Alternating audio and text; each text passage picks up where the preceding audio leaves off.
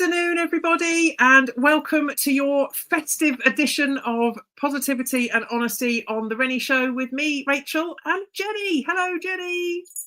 Good afternoon on this fabulous, the last Thursday before Christmas. There you go. If that doesn't set your pulse racing, I don't know what will. Either in a good way or a completely panic-ridden way. Yeah, how ready are all of you at home, folks? Because Jenny and I have just been discussing. We're not ready. Some of us are more ready than others, but we're not ready. So yeah, that might be touched upon. Who knows in what we talk about today? Because as usual, the questions will be a complete surprise to each other at the time of asking. However, today's episode is themed around festive faux pas. So, you know, things that could go a bit wrong and often do, and maybe dispelling a few Christmas myths, you know, faux pas myths along the way as well, about kind of good and bad things to do. So let's dive right in. And can I just say, actually, before we dive right in, I'm loving the fact that we're both nicely red and Christmas themed. We're quite matching, you know, it's all good. So if you're watching us on video, you'll be able to see that. If you're watching or listening on the podcast, I'm afraid you won't be able to see the red, but you can probably hear my jingly bell on my Santa hat. So yes, it's all very festive going on here at the Renny Show. So right, let's now dive right in. So my first question, according to a poll, and I won't say it's particularly got any merit to the poll, however, it's a poll I was able to find when I Googled it. But according to a poll, one of the worst faux pas you can make at Christmas is loosening your trousers at the Christmas table. I was a bit intrigued by this. So my first question, is loosening your trousers at the Christmas table a faux pas? What do you think? Well, I would say absolutely not. I wonder if that was a kind of Victorian. I have recently bought a book about the history of agony aunts, because as you know, okay, I want to be an agony aunt is my next career progression, and it's called here, I have it here, Never Kiss a Man in a Canoe, and it's full of really ancient, it's full of really old, because agony aunting goes back to the 1600s, so it's a very old, not it's a much more aged profession than you might at first think. But that, to me, the loosening your trousers at Christmas table sounds like a sort of piece of advice from 1926 to me. It does, doesn't it? Yes, because I don't think anybody would worry about loosening your trousers. I suppose one way to get out of loosening your trousers at the Christmas table is to wear an elasticated waist. Well, yes. I mean, there's options, isn't there? There's ways you can approach it. Yeah. Yes. So wear drawstrings or elastic, and then you don't have to worry about loosening your trousers. I have to say, and also I think, you know, if it's done under the cover of the Christmas tablecloth, I don't think would anybody notice. I don't think people. I don't think so either, and that's what prompted me to want to ask the question, because to my mind, the people. Hopefully, I know this isn't always going to be the case, but hopefully the people you're sat at a Christmas table with, you will know well enough that you could have a bit of a laugh about it and say, well, I've eaten too much mince pies, Christmas pudding, whatever, you know, I've got the belt's got to go, you know, and it just becomes a bit of fun. It doesn't strike me as something that you need to be too serious about. You know, I appreciate certain settings, you know, it might, you know, if it's a really posh setting, for example, it might be deemed inappropriate. But then I would like to imagine that even the royal family, you know, if they need to loosen their trousers on Christmas Day, I'd like to think they'd have a laugh about it too. So, you know, I don't think it's a problem personally, but apparently it's the top number one faux pas at Christmas, which I found quite strange. Be interesting. So if you agree, please let us know. If you think we are barking up the wrong tree or up the wrong trousers, then let us know. We'd be delighted to hear about what's going on in your world. So my question is about food. Ooh. Obviously, food is a big part of Christmas, isn't it? Yes.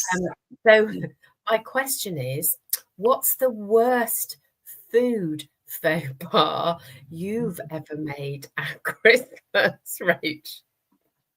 Oh, blimey. That's a really good question. But the first thing I'm tempted to say is that because of being a vegetarian, have I caused offence, perhaps, about refusing to eat certain things, and thereby kind of accidentally insulting the person who's cooked it. It's a difficult one, isn't it? Because I think when you're, again, we come back to not everyone is around a loving Christmas table, but ideally, if you are around a loving Christmas table, you don't want to hurt anybody's feelings, because whoever's been involved with cooking has likely slogged for hours and done lots of prep in the days running up, and they've worked really hard to put on a Christmas meal. So you don't want to upset them by saying, "Oh, actually, I don't eat that. I'm sorry," or something of that nature, because you just don't want to rock the boat or make anyone feel bad. But yeah, I also think, if again I come back to, if you're around that table that is a friendly and loving Christmas table, then you might like to think that people wouldn't mind if you had to say that, I don't eat that, or well, hopefully they would know already, wouldn't they? Well, yeah, usually. Yeah. But I do. There's a friend of mine who is also a vegetarian and has some food allergies. So we're not, Right. we're seriously unwell, EpiPen, Yeah. hospitalization kind of things. So the list of ingredients that need to be thought about is Right. and I think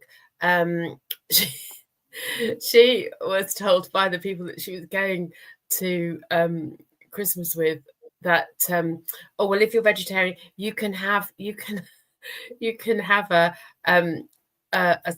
soy dinosaur, the like soybean dinosaur. That's what you get.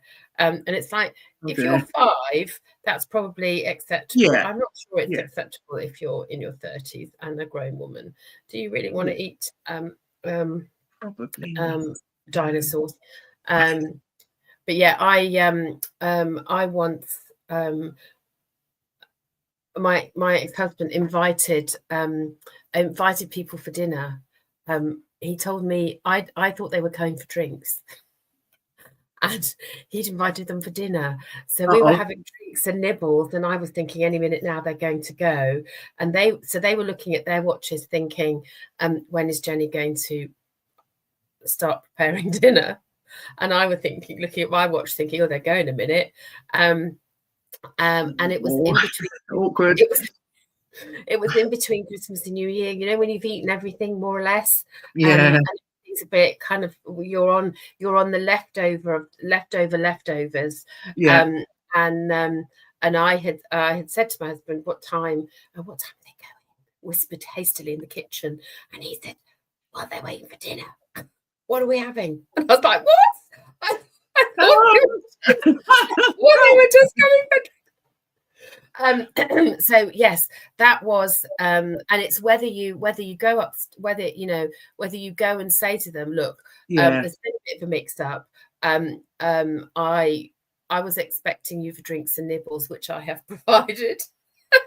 Dinner's a bit thin on the ground. We were going to have pasta and pesto with a few grated sprouts on the top. That's about all we've got left. Is that okay? Which is what I did in the end. So we had a good laugh about it. But there was that awful moment where you realise that both people are looking at their watches for precisely very different reasons. So I was thinking they were going home, and they were thinking, what time's dinner? So that was, and as you say, we knew them well enough to be able to say, oops, there's been a bit of a mix up, and have a laugh about it. But yes, it's definitely a faux pas of quite gigantic proportions. Well, actually, tiny proportions because I didn't have any portions. Well, yeah. Yeah. Well done for rescuing the situation. Sounds like it turned out all right in the end. Oh, dear.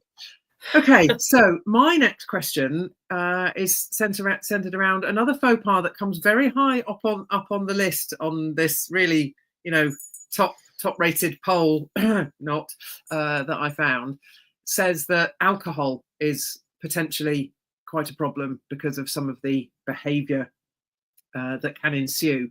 So my question is, what can we do to stop alcohol causing faux pas at Christmas? Or indeed, should we? I think it's tricky, this, isn't it? Yeah. Because as you said earlier, Christmas can be tricky.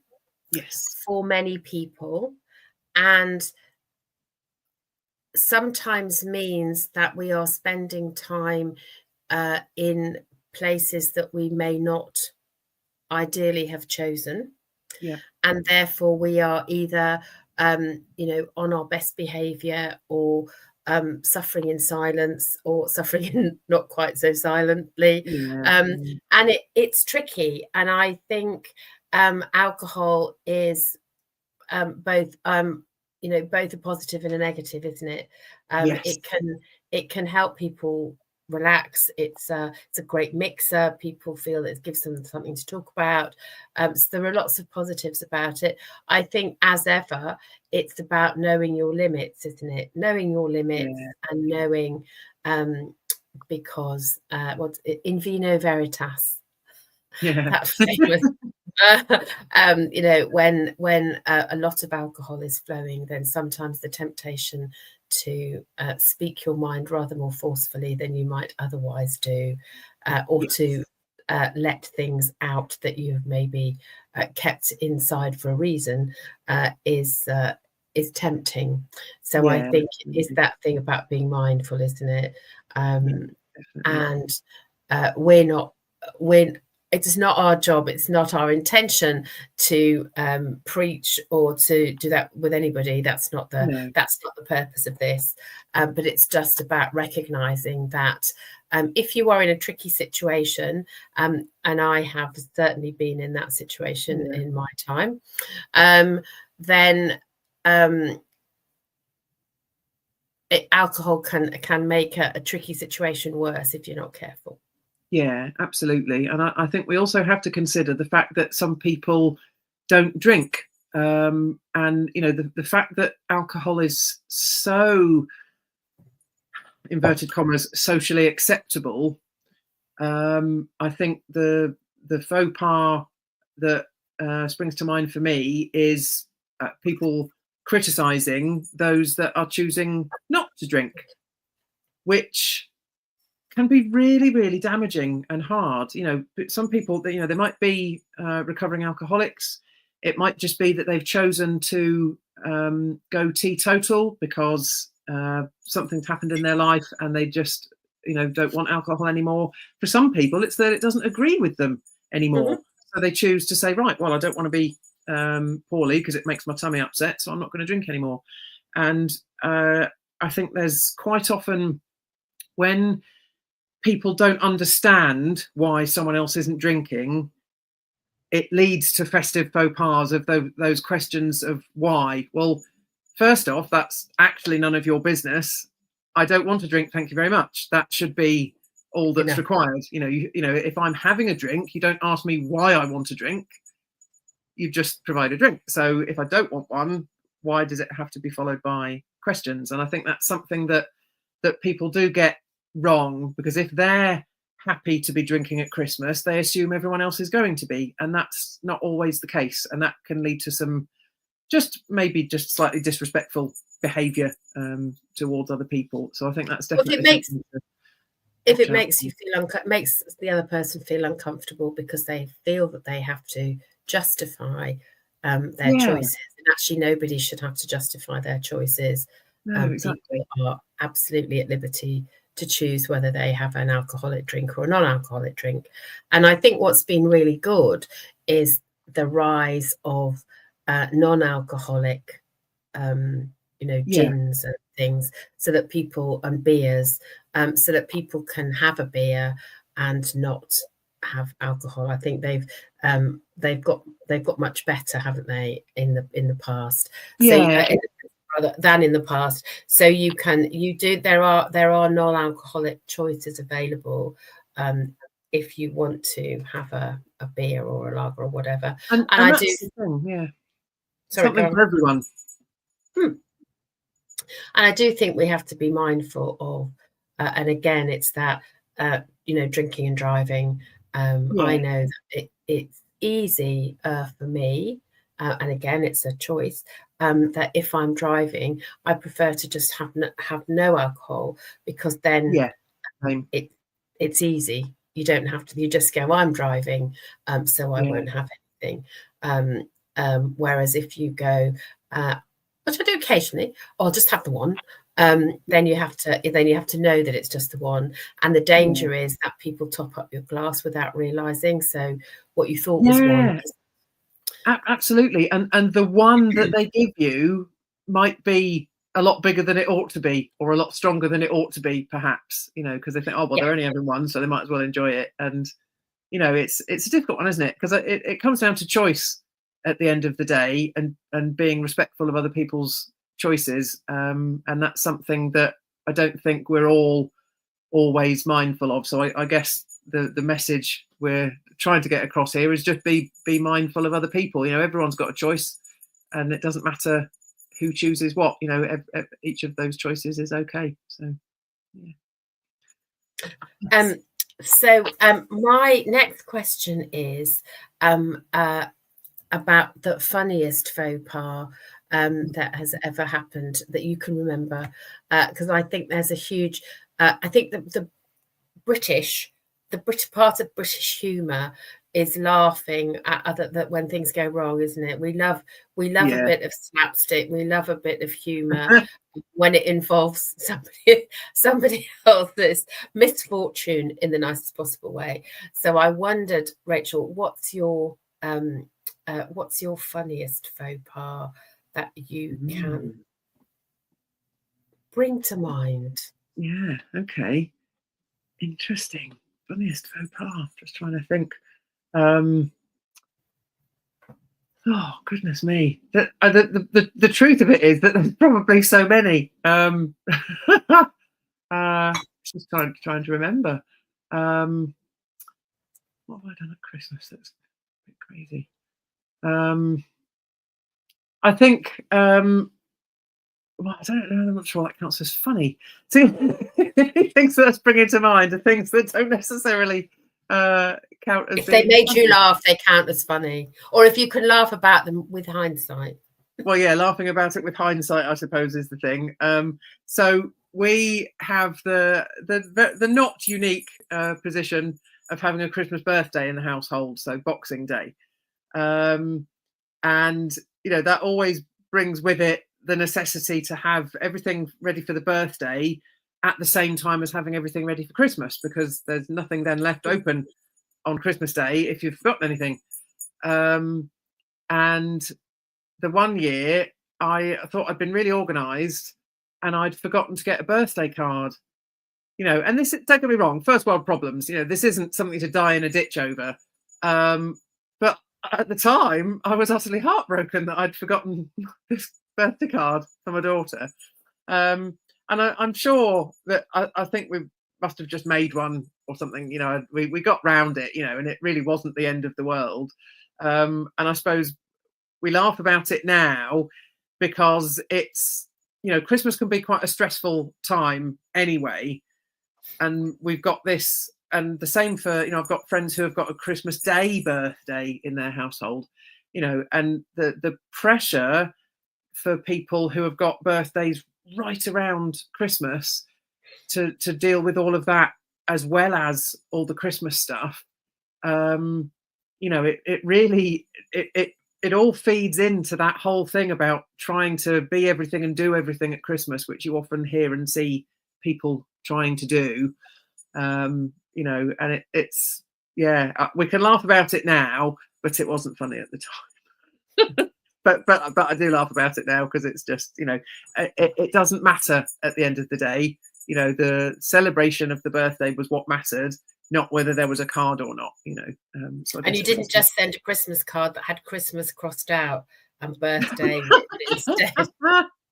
No, I don't think we did that.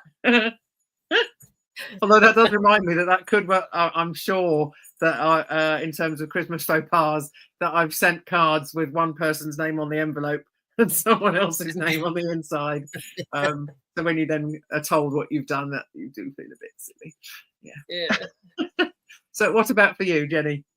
Oh, there's a few. I think again, one of the, it wasn't funny at the time, but it was kind of, because it's like a comedy sketch. So so the year before the year that the thing happened, I had found this recipe for the perfect turkey, and I had I had done this turkey, and it was absolutely fabulous. My parents were abroad, and there was only us. That Philip was tiny, so he was like 6 months old. So we had this magical, beautiful turkey, and you know, only could take photographs to tell people how fabulous it was. So I then decided to repeat the process the following year, when I had a whole load of people coming for Christmas lunch. I was doing lunch for like 12 people, and I followed what I thought was the recipe to the letter, as always. Got up at 4 o'clock in the morning to baste it and put it in the oven, and then everybody was sitting in the lounge having, you know, pre-lunch drinks, and I went into the kitchen to get the turkey out of the oven for it to rest, and I remember opening the oven and taking the foil off the top, and instead of this instead of this beautifully golden turkey, there was this black shriveled sparrow. I mean, it was completely cremated. And I'm thinking, and it was so awful that I just started to laugh.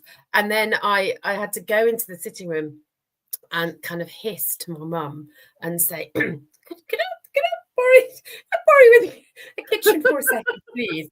And so she came into the kitchen, and I went, look, and she honestly, she absolutely laughed her socks off. It took about 10 minutes to stop laughing. She's like, look at the state of that. And I was like, no, it's not funny. And she's like, it is, it's hilarious. My dad then had to come into the kitchen as well. It was quite a small kitchen. And we basically had to hacksaw the top few inches. So instead of this 20-pound turkey, I think we just had enough to go around, and because I had to saw it. I still to this day don't know what happened, but but at that moment when you go ta-da and it's like, oh, this little shrunken black sparrow instead of a golden turkey. Yeah, my mum thought it was hilarious.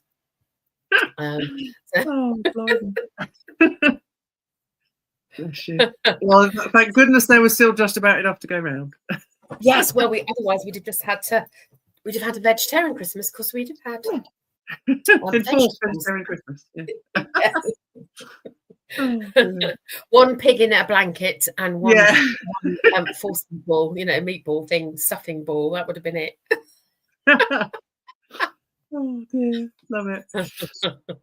Okay, so my final question for you, Jenny, is a slightly more serious question, I suppose. Going back to the fact that obviously this is potentially a very difficult time of year for people who have lost someone dear, might be the first Christmas without them. And I think there are a lot of, you know, when people are grieving, there are a lot of doubts or myths or, you know, worries about doing the right or the wrong thing to sort of help or hinder that person. So my question is, how can we celebrate those missing from our Christmas table without committing a faux pas and upsetting someone? I think the first thing to say is your intention. So lots of people are worried about bringing that person's name up because it's hard. So I think the first thing is to accept that it's hard, and I don't think it gets any easier. I think the firsts are particularly hard, but I don't think it gets any easier. So I think that honest acknowledging that it is hard is kind, and it's that kind and compassionate, isn't it? And if somebody wobbles, then you have tissues at the ready. And I was in Waitrose this morning, and look, it was if look, Kleenex, other oh, which way am I going? There we are. Can you see that? Sorry. They've got lots of these. They're little boxes of tissues, and I just like the color, but then I thought, well, that's really nice. So I think it's that thing about acknowledging, and taking your lead from the people who are around you. And if if they say, I just need a minute, it's not anybody's job. You can't fix somebody's grief, can you? So I think it's about going with it, and I think it'll be a first for me this Christmas. So it is tricky, and I think what I hope will happen is that we will both acknowledge the person who's missing, the people who are missing, but also we will celebrate and make new traditions, so that you're not trying to have a watered down version of what went before, but creating new things that you go, this is the first time we're doing it, but we're going to do it this way this time, and create some new traditions, and just recognize that actually it's hard. I think everything you've said there is so important. I unsurprisingly I agree with all of it. Firstly, the acknowledgement that person isn't there, and that it's okay to mention that person. I think there's a thing with grief, isn't there, where people assume, I don't want to mention the person because I don't want to make the grieving person think about them. Well, they're going to be thinking about them anyway. So mentioning it is actually the best thing you can do, because it gives that person an opening to talk about the person they've lost if they want to.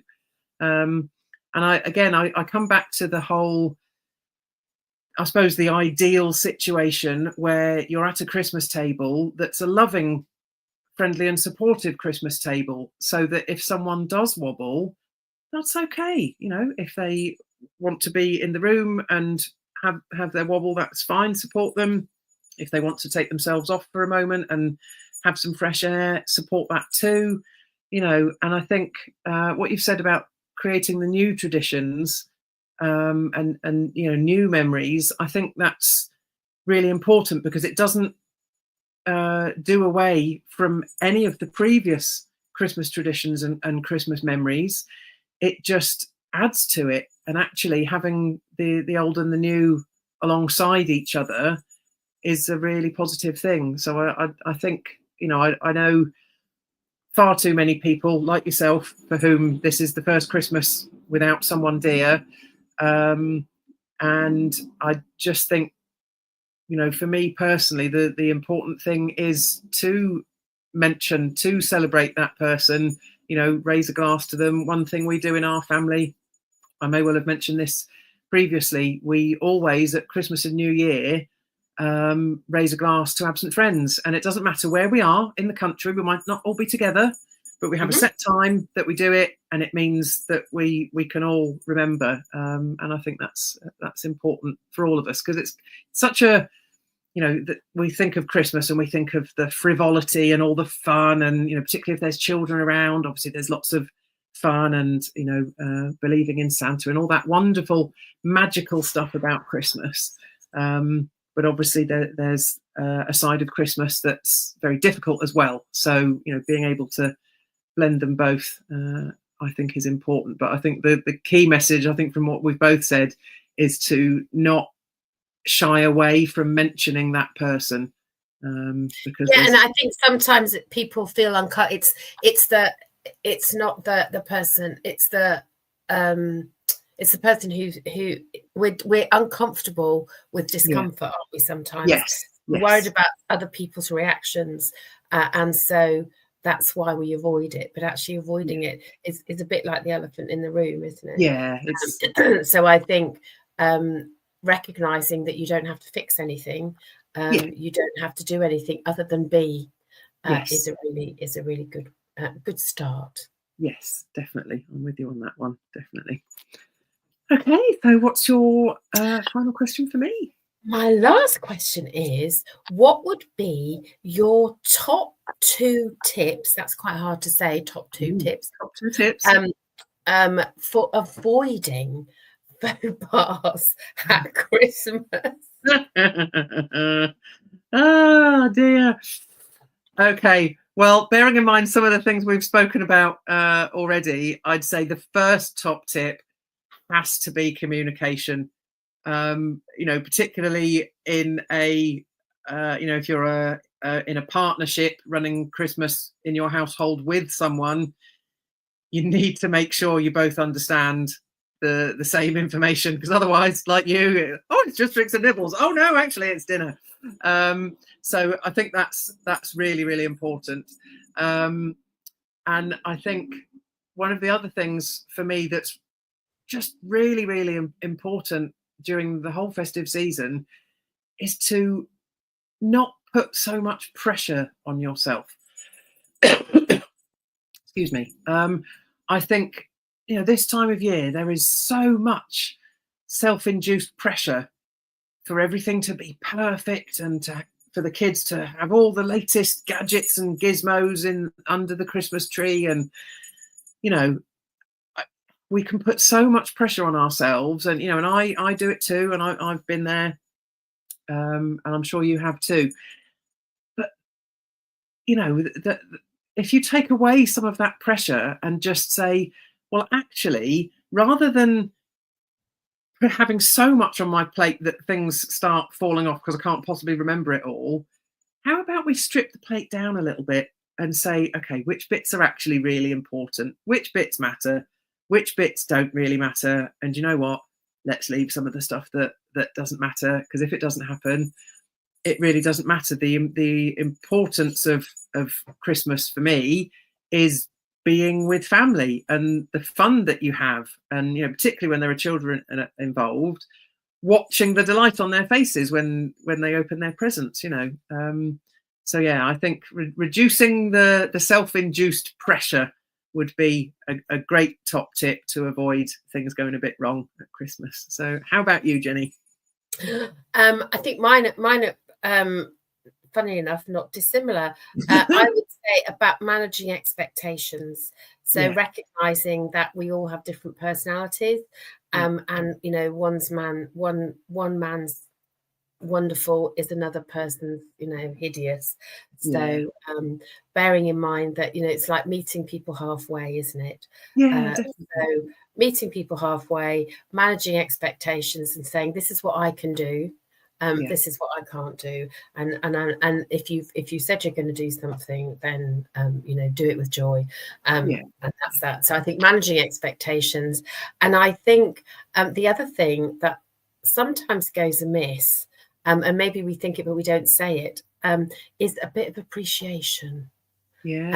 So that thing about when somebody has done something, appreciating who's done all the cooking or who's done all just appreciating that the logistics of doing people together, and everybody's doing and accepting that everybody's doing the best that they can in that moment, and one person's best might not be the same as somebody else's best, but we're all doing our best. So that kind of a bit of appreciation for the fact that we're all doing the best that we can, and appreciating and acknowledging that, and remembering to say it out loud what you appreciate. Absolutely. It's one of the things I love about Thanksgiving in the States is that thing about them, you have the turkey dinner and all of that. There's no presents, which is lovely, but there is the present is about being grateful for the people who are around your table. And I think sometimes, again, going back to, the last question, being grateful for the people who are in your life that are present on the day is really, really important, and being, appreciating them is fabulous. Definitely. I couldn't agree more. Fantastic. And hopefully there's been some bits and bobs in there for you all that might be useful across this festive season. Remember to acknowledge what might be going on for people, and remember to be kind to yourself as well, and also to show appreciation for all the wonderful things that people tend to do for each other at this time of year. So hopefully that's been useful. This is our last show for 2024. Oh my goodness, how on earth has that come around so quick? We will be back on the 8th of January with our New Year special. And then we've got a whole raft of very exciting guests lined up for you in the first few months of next year. So keep your eye out for that. But in the meantime, all that really remains is to thank you for listening. Thank you for your support and your time in listening this year, and to wish you all a very merry, safe and peaceful Christmas. And if you don't celebrate Christmas, just hope that you have still a nice, safe and peaceful time this festive season. Jenny, over to you. Just, I won't say it again because you said it so beautifully. Just be inspired, be brilliant, and have whatever you're doing and whoever you're doing it with. Or if you're celebrating alone, hopefully that's by choice. And there are lots of people who will also reach out if you are alone and you want some company. I know of definitely a few agencies and fabulous people who are around. So if you are feeling alone and you need some extra support, then please do reach out. There are lots of people who will help you feel less alone. So thank you for listening. Thank you for being part of our world, and we look forward to more inspiration and brilliance on the other side. Fantastic. Here's to a great 2025. Right, ta-ta for now, folks. Take care. Bye-bye.